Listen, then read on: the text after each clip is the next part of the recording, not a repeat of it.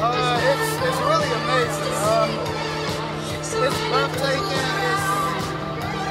It's just a lot of excitement. It shows that people actually see that there's a problem and we are actually trying to come together, build that family connection, that bond to make change. People see that there's a problem and there's a lot of people out here that want to fix it. Are you excited about the reactions from today? What do you think the politicians are going to think of this? Just a couple blocks away from the top. Well, what I think they're going to get from this, they're going to see that the youth voices have to be heard. The youth voices are being heard. And it's going to bring fear to a lot of them whose jobs are at risk. Because they see now that this generation has the power to take them out of office. So now the man's policies are having to be put and set in place for something to change, or else their jobs will change. Thank you so much, Alex. Enjoy the rest of your day. You too.